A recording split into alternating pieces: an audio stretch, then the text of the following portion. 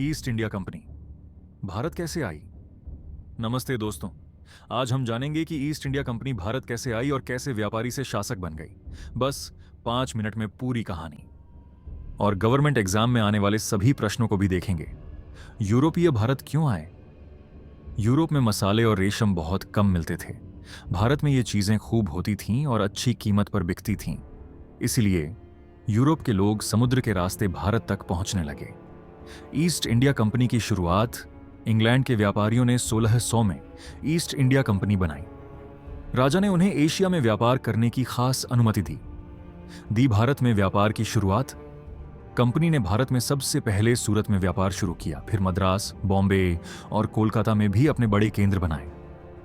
वे चाय, कपास और मसाले खरीदकर इंग्लैंड ले जाते थे। सेना और लड़ाई।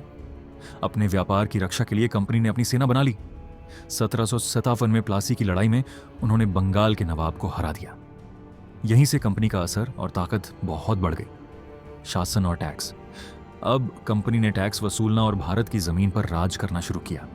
लोगों की मेहनत से वह बहुत पैसा कमाने लगी और धीरे धीरे कंपनी व्यापारी नहीं, शासक बन गई। कंपनी का अंत। भारतीयों को कंपनी का शासन पसंद नहीं आया।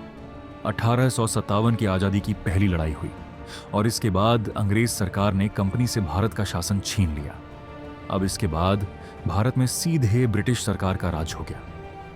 तो दोस्तों, ईस्ट इंडिया कंपनी व्यापार करने आई थी, लेकिन भारत की शासक बन गई। Important questions and answer 1। East India company की स्थापना कब हुई? 1600 ए। 2। ईस्ट इंडिया कंपनी की स्थापना किसके द्वारा की गई? इंग्लैंड के व्यापारियों द्वारा। 3। भारत में कंपनी का पहला व्यापारिक केंद्र कहां था? सूरत। 4। कंपनी को भारत में व्यापार की अनुमति किसने दी? मुगल बादशाह जहांगीर ने 5 प्लासी का युद्ध कब और किन के बीच हुआ? 1757। अंग्रेज एनक्लाइव। वसीम्स बंगाल के नवाब सिराज उद दौला। 6 प्लासी के युद्ध में अंग्रेजों की जीत का मुख्य कारण। मीर जाफर का विश्वासघात। 7। भारत में कंपनी शासन की शुरुआत किस घटना के बाद मानी जाती है?